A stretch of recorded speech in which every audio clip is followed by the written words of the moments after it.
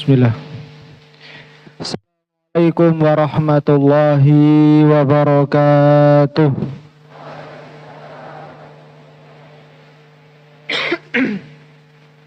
Alhamdulillahilladzi arsala wa rasulahu bil huda wa dinil haq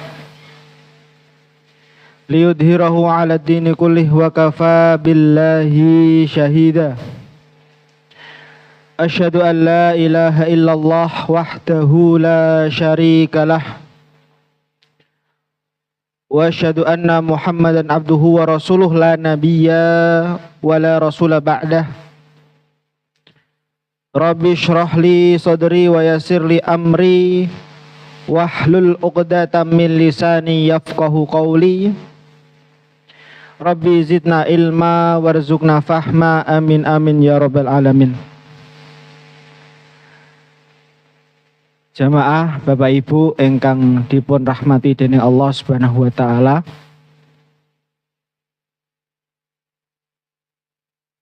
Temriki kula mung mbanjeli Ustadz Nasiruddin Abdul Halim. Mung dados pemain cadangan nggih. Nggih Bu. Jenengan berharap niku ten podcast kan fotone Ustadz Nasiruddin. Niki versi enome ngoten nggih.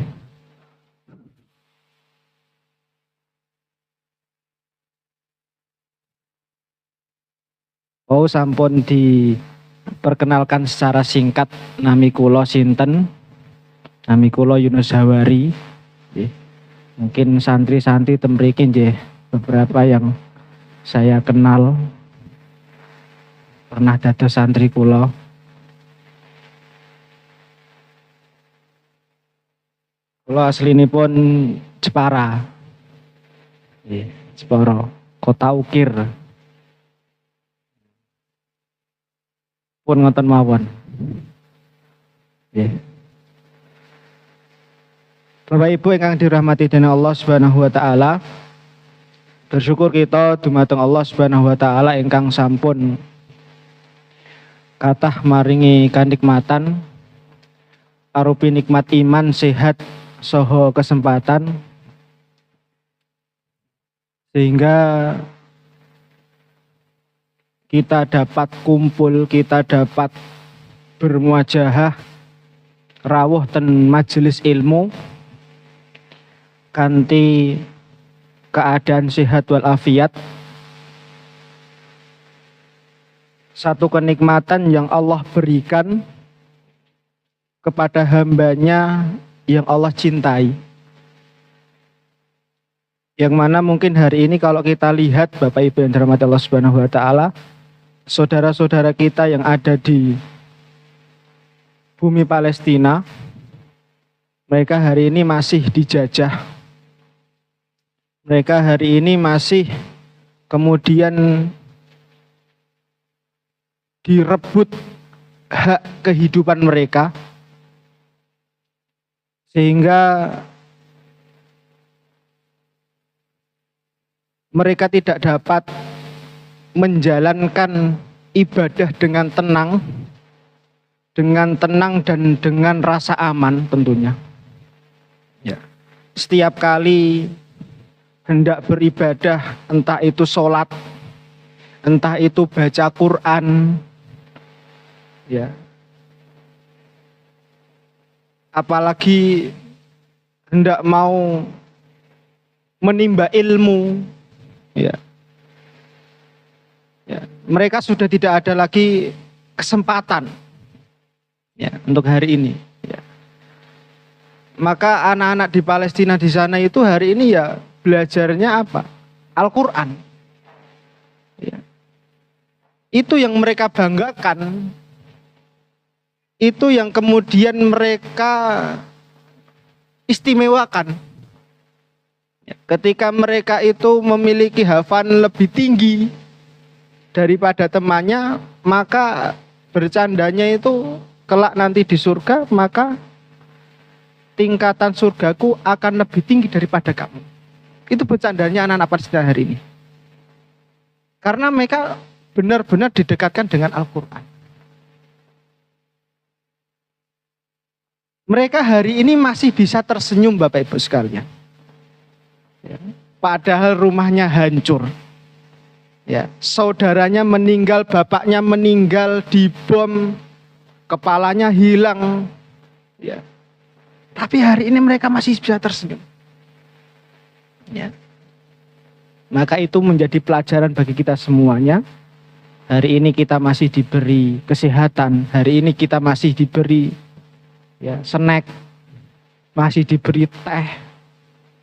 Ya. Hari ini kita bisa mengunyah, hari ini kita bisa menjalankan berbagai ibadah dengan rasa tenang dan nyaman.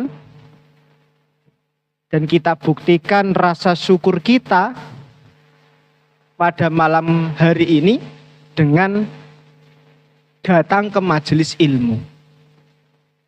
Itu bukti panjenengan sedaya niku syukur dumateng Allah Subhanahu wa taala.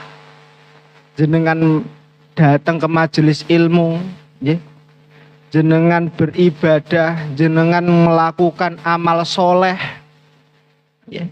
niku bentuk panjenengan niku syukur dumateng Allah Subhanahu wa taala.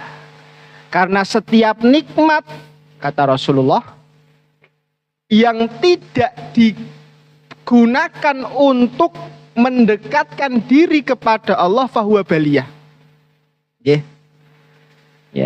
Setiap nikmat, setiap fasilitas, harta, jabatan, harta tahta, semuanya itu apabila kita tidak gunakan untuk mendekatkan diri kepada Allah, kita tidak prioritaskan, kita tidak utamakan kesehatan kita, untuk membaca Al-Quran, tapi kita sehari-hari masih sibuk dengan sosmed, sehari tidak buka sosmed,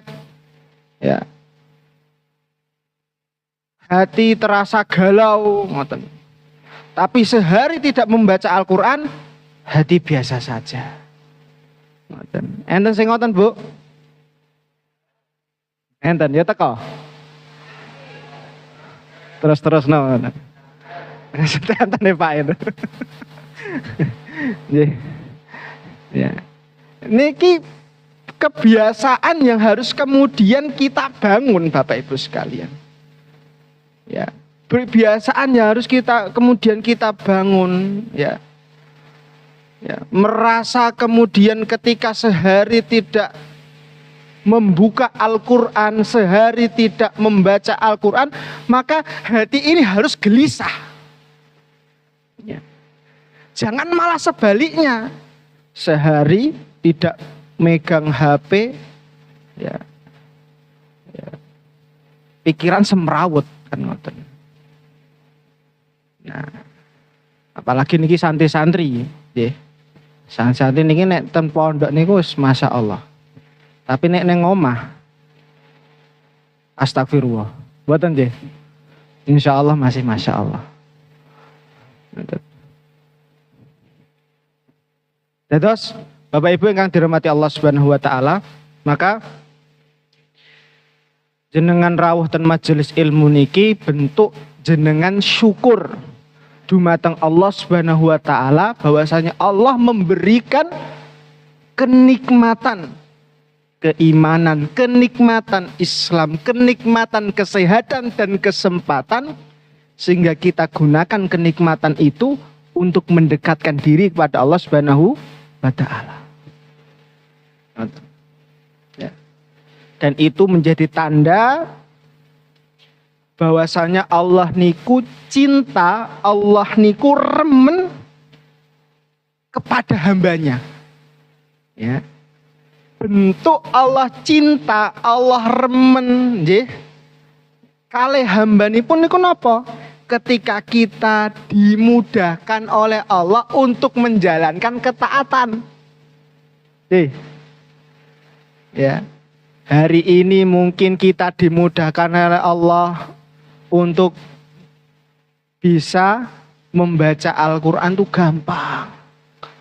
Ada yang mungkin hari ini sholat duha itu rasanya gampang. Mboten ditunda-tunda wis engko jam 8. Jam 8 wis engko jam 9. Ngantuk terus tekan jam 11. Wah, jam 11 wis mepet. Tangi-tangi duhur. Ya. Mungkin hari ini kita bisa dimudahkan oleh Allah Subhanahu wa taala bisa bangun qiyamul lail. Ya. Ya. Ya. Maka kemudahan-kemudahan untuk menjalankan ketaatan kepada Allah niku satu tanda bahwasanya Allah Subhanahu wa taala itu sedang memberikan kebaikan kepada kita. Kalau kita hari ini tidak ada satu kebaikan yang kemudian mudah untuk kita lakukan, maka kita harus memperbanyak istighfar.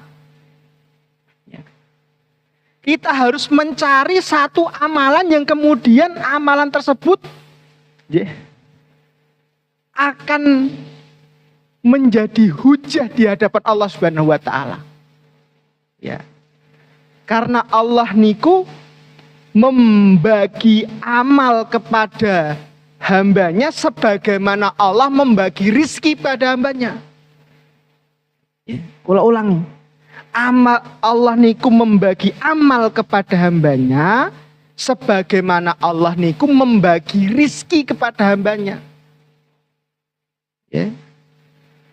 Artinya apa? Setiap dari kita itu memiliki potensi kebaikan yang harus kita gali, yang harus kita cari, yang harus kita andalkan di hadapan Allah Subhanahu wa taala. Ya.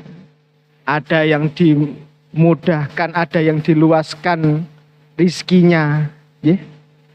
Maka itu tanda bahwasanya Allah memerintahkan kepada dia untuk mudah untuk bersedekah. Ya. Enten pembangunan masjid ora mung usul tapi nggih dados donatur. Enten kurban nggih mau mengeluarkan hartanya. Ya. Ya. Ya. Maka mari kemudian kita cari amalan apa yang kemudian akan kita andalkan. Apakah baca Quran? Wah, baca Quran yo baru baca ayat niku pun ngantuk. Nggih, Bu. Sayat pun ngantuk apa dereng, Bu? Dereng, Masya Allah. Sajus, Bu. Masya Allah. Ini berkah Ramadan ngoten ya, Bu ya. Khatam nggih, Bu, Ramadan pun nggih.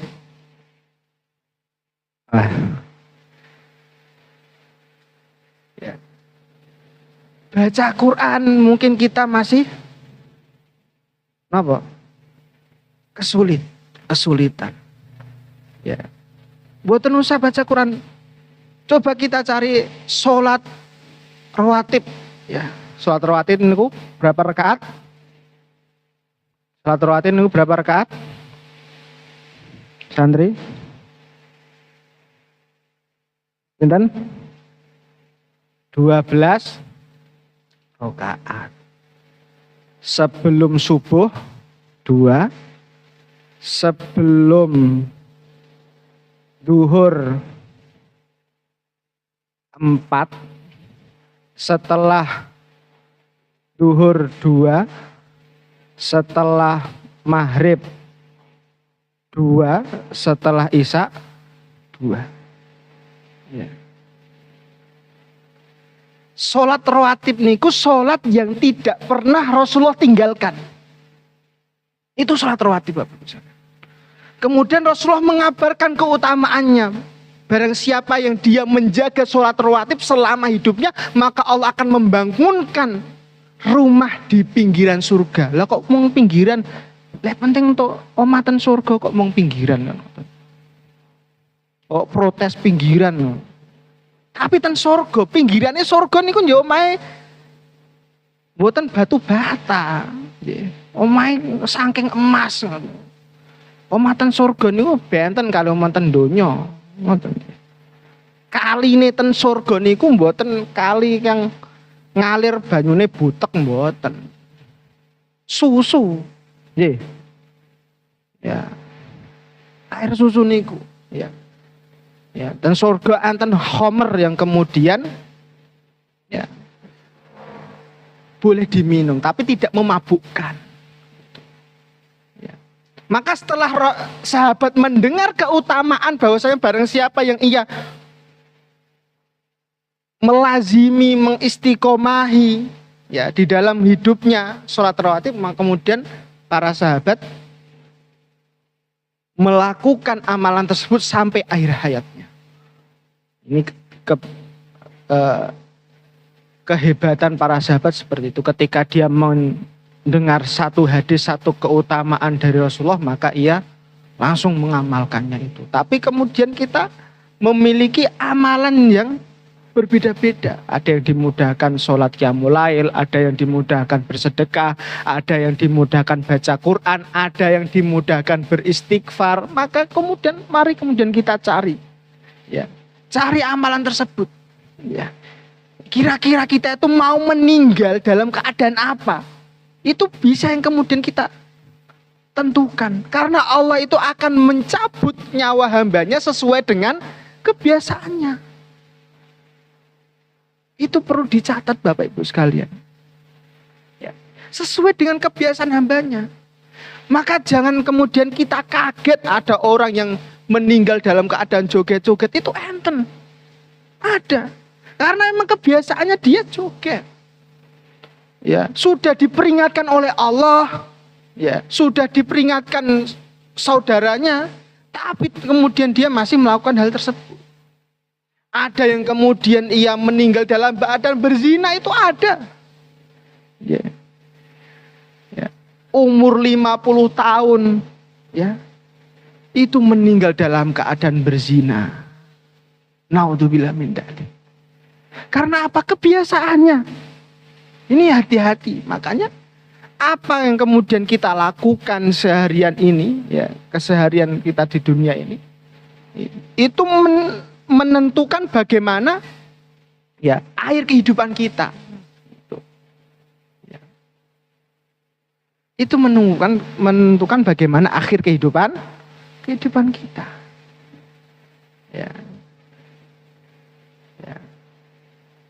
Ada yang kemudian dia terlihat biasa saja seorang, ya, kalau tidak salah itu ya seorang profesinya sebagai ojek, ya, tukang ojek, ya. Kemudian meninggal dalam keadaan sujud, ada, ya.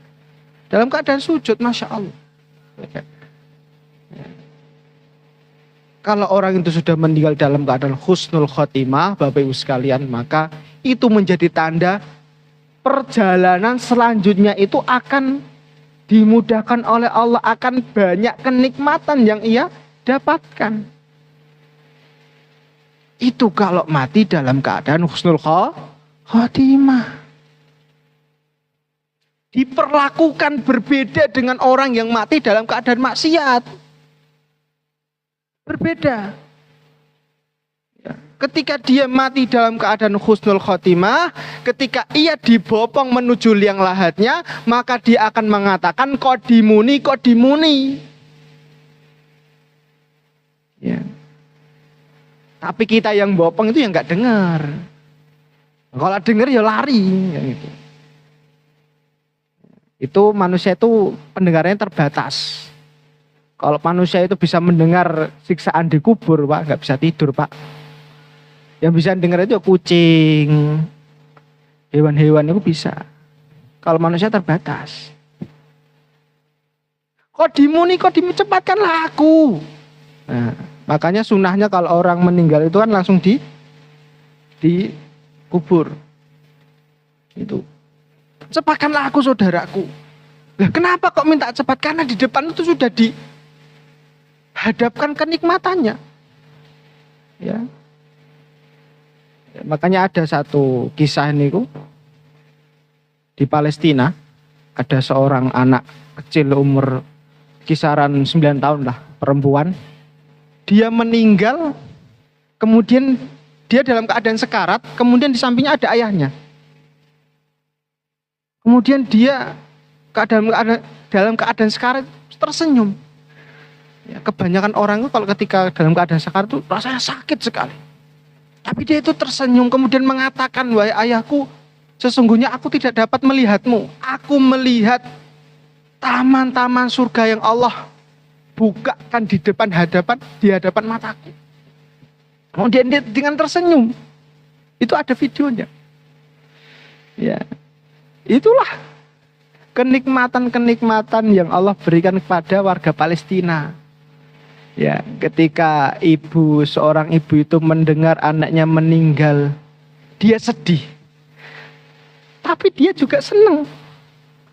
Dia sedih karena ditinggal, dia senang meninggalnya anaknya dalam keadaan syahid. Ya. Masya Allah Bapak Ibu sekalian, coba kalau kita melihat saudara kita meninggal dalam keadaan syahid, anak-anak cucu kita meninggal dalam keadaan husnul khotimah. Ya kita sedih, tapi di samping itu kita akan mendapatkan pertolongan dari orang yang meninggal dalam keadaan syahid. Ya, tapi berbeda ketika ia meninggal dalam keadaan bermaksiat kepada Allah, maka ia akan meronta-ronta di atas keranda itu. Loh, aku mau dibawa kemana? Kembalikan aku ke dunia, mau dibawa kemana ini? Karena di sana sudah ada malaikat yang akan menghancurkan tubuhnya. Nah, itulah perbedaan yang kemudian memberikan motivasi kepada kita. Hari ini kita masih diberi kehidupan oleh Allah Subhanahu wa taala untuk menjalankan kehidupan, maka kita manfaatkan kehidupan ini untuk mengumpulkan amalan kebaikan sebanyak mungkin. Walaupun amalan itu kecil Bapak Ibu sekalian. Ya. Wala tahtakironna minal ma'rufi syai'a. Dan jangan sekali kemudian kita meremehkan ya, satu amalan walaupun amalan itu kecil. Nah. Ya. Maka kebiasaan baik itu lahir dari hati yang bersih. Ya. Kebiasaan baik beramal soleh itu lahir dari hati yang bersih. Kalau hati seseorang itu jauh daripada kemaksiatan, jauh daripada noda kemaksiatan ataupun dosa, maka dia akan mudah melakukan kebaikan. Pasti ini ku. Ya. Sebaliknya ketika dia banyak melakukan dosa, matanya melakukan dosa, mulutnya melakukan dosa, pendengarannya melakukan dosa, gerakannya melakukan dosa, sehingga menjadikan hati kita ya, hitam. Ya. Maka ketika ia mau menjalankan ketaatan akan terasa berat. Kata Utsman bin Affan, lau tahurat qulubuhum masabi tamin kalamillah. Ya. Ketika hati seseorang itu bersih, ketika hati seseorang itu jauh dari hal-hal yang merusak hatinya, maka masabi tamin kalamillah, maka dia tidak akan kenyang dari kalamnya Allah. Artinya dia tidak akan bosan dari membaca Al-Quran. Dia tidak akan bosan dari beribadah kepada Allah. Karena apa? Dia menemukan kebahagiaan di dalam taat kepada Allah. Ini yang perlu kita garis bawahi Bapak Ibu. Kalau kita itu dapat menemukan kebahagiaan, kenyamanan, ketenangan di dalam beribadah kepada Allah, maka kita tidak akan mencari kebahagiaan di dalam bermaksiat kepada Allah. Orang yang mencari kebahagiaan di dalam bermaksiat kepada Allah, maka bahagianya itu sifatnya sementara. Sementara. Ya, kata Ibnul Qayyim Al-Jauziyah, inna masyaqah ta'at tadhab wa yabqa thawbaha wa inna ladatal ma'asi tadhab wa yabqa thawbaha. Ibnul Qayyim, nasihat yang sangat luar biasa. Innal masyaqah ta'ah, sesungguhnya ketaatan itu ya berat. Beratnya kita menjalankan ketaatan, ya, harus sholat tepat waktu 5 waktu dalam satu hari, bangun subuh, harus puasa, ya, berkurban, ya. Beratnya kita di dalam menjalankan ketaatan kepada Allah itu akan selesai, ya. Semua itu akan selesai, semuanya itu akan berlalu. Ya, ujian-ujian kehidupan kita hari ini itu semuanya akan selesai. Ketika kita mau sabar, ketika kita mau menerima ketetapan Allah, semua itu akan selesai dengan apa? Dengan kematian. Yang tersisa apa? Ketika dia melakukan ketaatan, yang tersisa apa? Wa yabqa thawbaka. Yang tersisa adalah pahala dari Allah Subhanahu wa taala. Atau yang tersisa adalah kebahagiaan. Ya. Wa inna ladatal ma'asi tadhab wa yabqa iqobah. Dan kenikmatan, kelezatan di dalam bermaksiat kepada Allah, ya, itu akan hilang, ya. Itu akan sirna. Kenikmatan, kebahagiaan itu hanyalah sementara. Orang yang minum khamr, dia merasa nikmat ketika sedang mabuk lagi tinggi-tingginya, ya.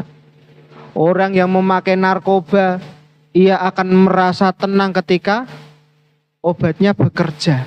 Setelah itu, saya yakin dia akan kecewa. Saya yakin dia akan kecewa. Ya. Orang kemudian yang berzina, ya, dia akan merasa enak ketika dia berzina. Setelah itu dia akan merasa kecewa dengan kelakuannya. Ya. Jadi segala kemaksiatan itu hanya menawarkan kebahagiaan yang sementara. Dan sisanya apa? Iqab dari Allah Subhanahu wa taala. Nah, ini yang harus kemudian kita sadari, Bapak Ibu yang dirahmati Allah Subhanahu wa taala. Ya. Maka carilah kemudian kebahagiaan itu di dalam taat kepada Allah Subhanahu wa taala. Ketika kita sudah menemukan kebahagiaan, kenyamanan di dalam taat kepada Allah, maka kita tidak akan mencari kebahagiaan di dalam bermaksiat kepada Allah Subhanahu wa taala. Inilah pentingnya kemudian kita ngaji, Bapak Ibu sekalian. Kita jadi tahu, ya, bahwasanya kebahagiaan itu letaknya hanya taat kepada Allah Subhanahu wa taala, ya.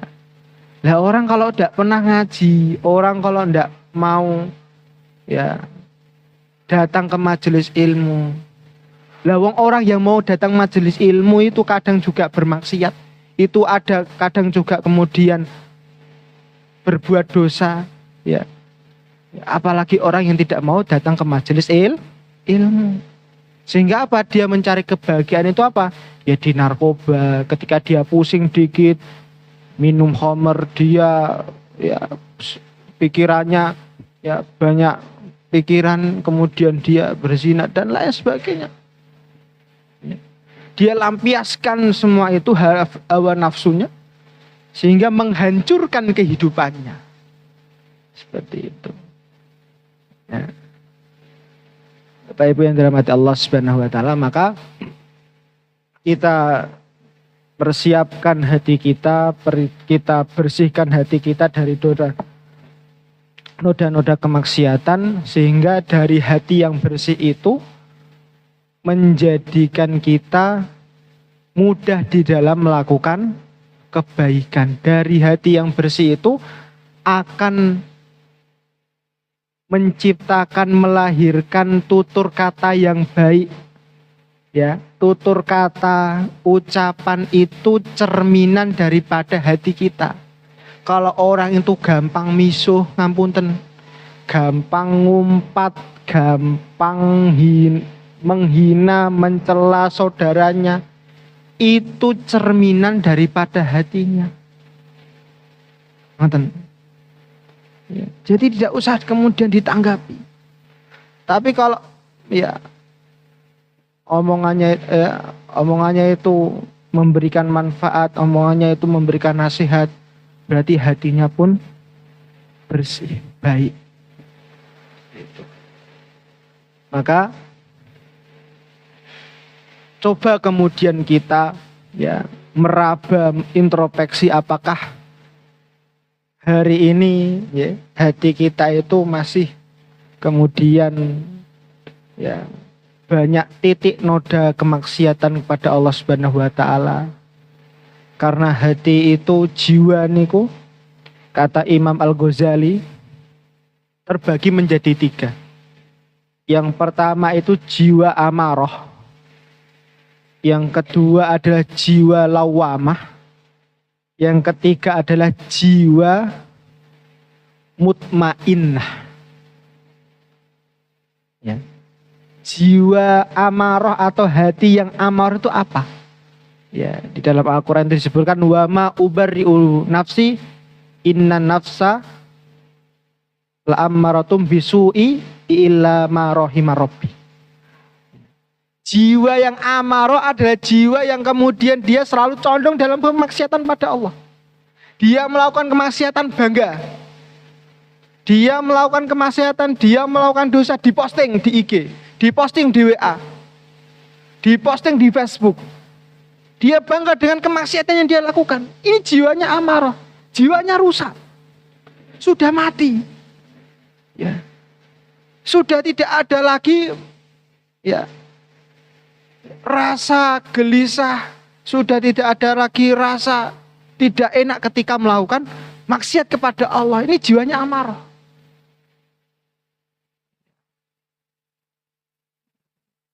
Dia pede kemudian menceritakan kemaksiatannya. Dia pede kemudian ya menceritakan dosa-dosanya. Ini jiwanya amarah. Ya. Maka Masya Allah ya. Allah itu memberikan keistimewaan kepada umatnya Nabi Muhammad SAW berupa ditundanya azab ketika umatnya Rasulullah niku melakukan satu kemaksiatan, maka Allah akan tunggu supaya ia tobat di kemudian hari. Kita melakukan kemaksiatan di pagi hari, Allah tunggu tobat kita di malam hari. Kita melakukan kemaksiatan di malam hari, Allah tunggu tobat kita di pagi hari.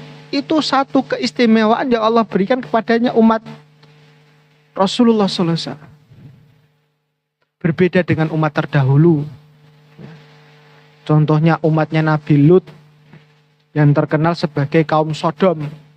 Kaum Sodom niku napa? Kaum Sodom niku kaum ingkang seneng sama jenis. Seneng sama jenis. Lah wong wedhus, ngapunten, mendo niku lho. Niku lak nggih kawine kalih betina. Lah niki menungso kok seneng kalih lanang kok lare lah. Lanang. Niku kan luwih parah saking kewan. Dan saat ini dikampanyekan oleh orang-orang barat sampai dibuat bendera merah kuning hijau niku. Kemudian LGBT niku, lesbi, gay, biseksual, transgender, ada kitty plus apa? Gak tahu saya. Ya. Ya hari ini mulai diwajarkan ada orang yang laki-laki yang kemudian dia itu menggunakan baju perempuan. Nah, ini bahaya, jangan sampai. Laki-laki ya harus laki-laki. Ya, laki-laki ya mainnya sama laki-laki gitu loh. Jangan sampai kemudian laki-laki itu ya melambe-lambe, lemes, ya harus tegak gitu.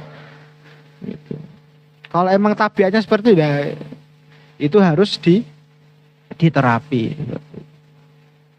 Nah, kaunya Nabi Lut yang kemudian Nabi Lut sudah mendakwahi, ya, wahai kaumku di sana itu ada perempuan cantik, kenapa kalian tidak menikahinya?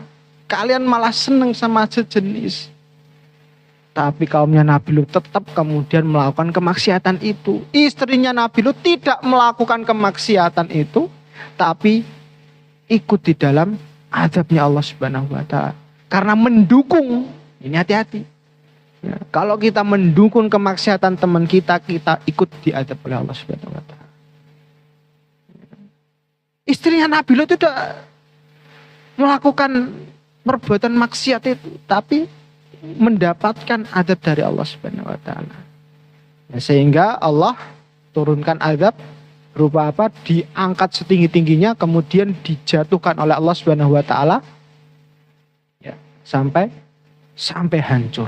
Gitu. Itulah salah satu contoh yang kemudian bedanya umatnya Rasulullah dengan umatnya Nabi Lut. Ketika umatnya Rasulullah itu melakukan satu kemaksiatan, maka Allah akan tutupi. 2 kali melakukan kemaksiatan, Allah masih tutupi. 3 kali masih tutupi. Sampai kemudian kalau kemaksiatan itu sampai sudah lama, ya, maka suatu saat Allah akan buka. Jadi kalau panjenengan lihat ada orang digerebek, orang melakukan kemaksiatan digerebek, terus kemudian ditampakkan oleh Allah, berarti itu tidak hanya cuma sekali dia. Sudah berkali-kali melakukan kemaksiatan itu. Sampai sudah digerebek, sampai sudah dan lain sebagainya. Sampai orang-orang tahu. Ya. Berarti itu sudah tidak sekali, berkali-kali. Sehingga Allah itu membuka tabir, membuka hijab. Ya, sehingga aibnya itu diketahui masyarakat luas. Tapi hari ini Allah tidak usah membuka aibnya. Ya, di media sosial itu banyak sekali kemudian dia membuka aibnya sendiri, menceritakan, ya, apa namanya, keburukan keluarganya, menceritakan keburukan suaminya, menceritakan keburukan istrinya. Ini hati-hati, jangan sampai kemudian kita menceritakan keburukan istri panjenengan, jangan sampai kemudian kita menceritakan keburukan suamine panjenengan. Ya. Kalau udah kumpul niku nggih, was niku pun nek ngobrol niku pun kepancing niku. Ah, bojone ning omah ra gelem isa-isa ra gelem dan lain sebagainya. Karena libasul lakum wa antum libasul lahun. Suami istri itu seperti pakaian saling menutupi. Jangan sampai kemudian aib itu keluar sampai, ya, keluar rumah sehingga tetangga tahu, saudara tahu, orang lain tahu. Kalau bisa ditutupi. Seperti itu. Jadi Bapak Ibu yang dirahmati Allah Subhanahu wa taala, maka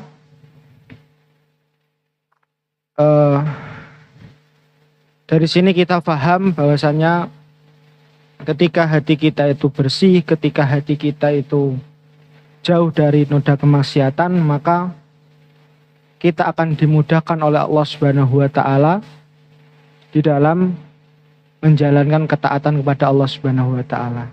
Mungkin kajian yang saya sampaikan itu agak berbeda dengan tema yang sudah diangkat. Kalau tema yang sudah diangkat itu kan ujian-ujian keimanan. Maka ini mungkin masih ada kaitannya bagaimana kemudian kita menghadapi ujian-ujian keimanan itu. Ya dengan membiasakan, dengan kemudian membersihkan hati kita, dengan kemudian menjalankan ketaatan kepada Allah, membaca Al-Quran, ya, maka itu dapat membersihkan hati kita sehingga Allah Subhanahu wa taala memudahkan kita di dalam menjalankan ketaatan kepada Allah Subhanahu wa taala. Ya, Bapak Ibu yang dirahmati Allah Subhanahu wa taala, mungkin itu yang bisa kami sampaikan, semoga bermanfaat. Semoga Allah Subhanahu wa taala memberikan keistiqomahan kepada kita semuanya. Semoga Allah Subhanahu wa taala